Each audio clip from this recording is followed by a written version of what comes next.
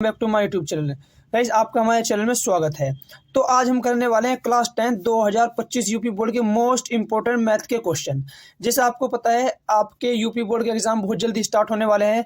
ये मैंने 4 से 5 क्वेश्चन लिए हुए हैं आज, और जो आपके 4 नंबर, ये 6 नंबर, ये 2 नंबर में पूछे जाते हैं।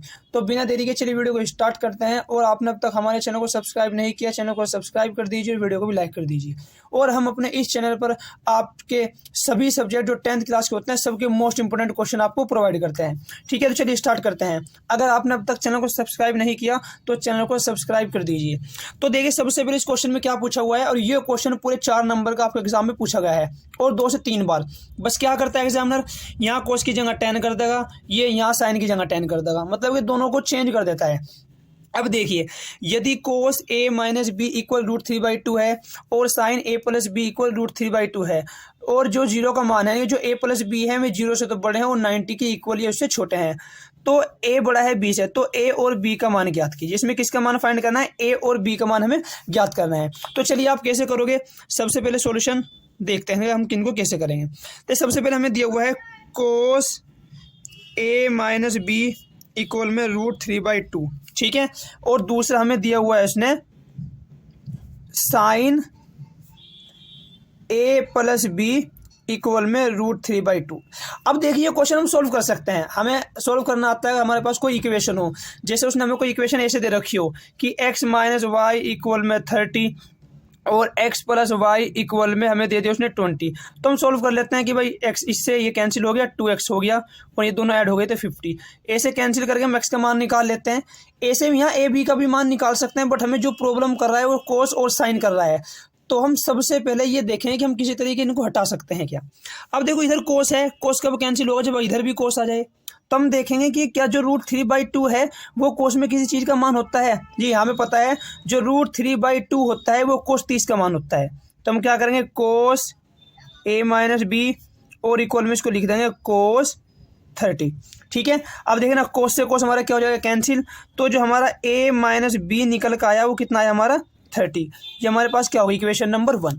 अब ऐसे में साइन दिया हुआ है, तो साइन क्या दिया हुआ है, sine a plus B equal में √3/2। अब हम सेम ऐसे भी इधर भी करेंगे कि साइन में क्या √3/2 को कुछ मान होता है। जी हमें पता है, साइन 60 का मान √3/2 होता है। तो sine a plus B equal में हमारे पास हो जाएगा साइन 60। साइन से साइन कैंसिल हो जाएगा हमारा, तो जो हमारा a प्लस बी आया वो निकल के आया हमारा 60। इक्वेशन नंबर कितनी हो गई हमारे पास, 2। अब हम क्या करेंगे, समीकरण 1 व 2 को हल कर देंगे। कि समीकरण 1 व 2 को हल करने पर समीकरण 1 हमारे पास क्या थी, a माइनस बी इक्वल में 30। दूसरे हमारे पास है a प्लस बी इक्वल में 60। अब हम कौन से मेथड से करेंगे, देखिए हमारे पास 2 मेथड होते हैं। एक तो हमारे पास एलिमिनेशन मेथड होता है, एक सब्स्टिट्यूशन मेथड होता है। यानी कि एक तो विस्थापन विधि और एक विलोपन विधि। तो हम इसको विस्थापन विधि से कर लो, विलोपन विधि से कर लो, कोई से भी विधि से कर लो, जो हमारी मर्जी हो। तो हम क्या करेंगे, देखो हमें b कटता हुआ दिख रहा है, तो प्लस प्लस और प्लस, b से b कैंसिल हुआ, हमारा a और a कितना हो गया 2a, और इक्वल में आ गया हमारे पास 90। तो 2 से कैंसिल करेंगे 45 टाइम्स, तो जो a का मान निकल कर आया वो है हमारा 45।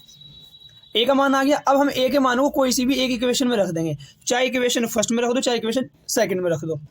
हम इक्वेशन नंबर सेकंड में रख देंगे कि समीकरण 2 से, समीकरण 2 में रख दो मान। समीकरण 2 क्या आती है हमारे पास, a प्लस बी इक्वल में 60 था हमारे पास। तो a की जगह हम क्या रख देंगे 45 प्लस का b और इक्वल में 60। ये हो गया। अब हम क्या करेंगे, हम एक काम करेंगे, इसको इधर ले जाएंगे। तो जो हमारे पास है b इक्वल में 60 माइनस 45, तो जो हमारे पास b का मान आएगा वो हमारे पास निकल के आएगा 50। ठीक है, ये हमारे दोनों मान हैं a और b जो हमारे से पूछा गया है। और देखिए कितना इजी क्वेश्चन पूछा गया है, और ओनली कितने नंबरों में, आपका 4 नंबर में। ठीक है, चलो इसे नेक्स्ट क्वेश्चन देखते हैं। देखो हमें एक क्वेश्चन और दिया हुआ है, और ये आपका मोस्ट इंपॉर्टेंट है। क्या है, मोस्ट इंपॉर्टेंट है, क्योंकि ये क्वेश्चन कितनी बार एग्जाम में पूछा जा चुका है कि सिद्ध कीजिए कि √2 एक अपरिमेय संख्या होता है। देखिए √2 की जगह यहाँ √2 दिया हुआ है, वो बस कैसे कह देगा कि सिद्ध कीजिए कि आपको √5 दे देगा, आपको √7 दे देगा, आपको √11 दे देगा, ऐसे भी क्वेश्चन दे देता है। और पूरा 6 नंबर में भी क्वेश्चन पूछा गया है और ये क्वेश्चन 4 नंबर में भी पूछा गया है। अब की बारी 4 नंबर में पूछा गया था इससे पहले वाले एग्जाम में। अब उसने क्या कहा, सिद्ध कीजिए कि √2 एक अपरिमेय संख्या होता है। अब देखिए अगर आपको नॉलेज है, आपको पता है, आपने पढ़ा हुआ है, जो √2 है वो रूट के अंदर है और सभी रूट वाले नंबर जो रूट से बाहर नहीं निकल सकते तो एक अपरिमेय संख्या होते हैं। और वो पूछा है कि सिद्ध करके, सिद्ध करने का मतलब है कि हमें अपना मेथड यूज करना है, मतलब कि किसी भी मेथड से इसको अपरिमेय दिखाना है। तो हमारा मेथड क्या होता है, पता तो पहले से ही है कि ये क्या अपरिमेय है, तो हम इसको परिमेय संख्या मान के चलेंगे। ठीक है, तो हम क्या करेंगे, सॉल्यूशन देखो इसका, हम इसको एक परिमेय संख्या मान लेंगे कि माना √2 एक परिमेय संख्या है। हमने क्या माना, इसको एक परिमेय संख्या मान ली जहां P व Q क्या है हमारे पास, पूर्णांक है और Q0 = 0। देखिए भाई यहाँ P व Q पूर्णांक का मतलब क्या है कि वो एक इंटीजर है और Q0 = 0। देखो जो परिमेय संख्या होती है हमारी, परिमेय संख्या क्या होती है, हमारी परिमेय संख्या होती है जिसे हम P/Q के रूप में लिख सकें, और जो हमारा जिसे हम P/Q के रूप में लिख सकें, और ये हमारा अपॉन वाला 0 नहीं होना चाहिए, क्योंकि अगर ये 0 हो गया तो हमारे पास क्या आ जाएगा, इनफाइनाइट आ जाएगा। क्योंकि कभी भी किसी नंबर को अगर 0 से डिवाइड करते हैं तो इनफाइनाइट आता है, और इनफाइनाइट क्या है आपका एक अपरिमेय संख्या है, तो इसीलिए हमने लिखा Q0 = 0। ठीक है, और साथ साथ में होता है SCF, इसका होता है हमारे पास 1। SCF 1 का मतलब क्या है कि SCF 1 होने का मतलब है इसको ओनली 1 डिवाइड करेगा, उससे अलग और कोई भी नंबर डिवाइड नहीं करेगा। ठीक है, तो देखिए कैसे हम इसको करेंगे। तो चलिए, अगर हमने इसको क्या है, हमने इसको परिमेय संख्या कहा है, तो हमें पता है परिमेय संख्या बोलते हैं जिसे हम P/Q के रूप में लिख सकें। तो √2 को लिख देंगे P/Q, उसको बोलते हैं, जब मैंने अभी बताया जो परिमेय संख्या होती है P/Q के रूप में लिख सकते हैं।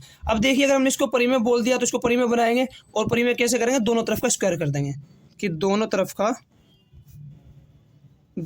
का वर्ग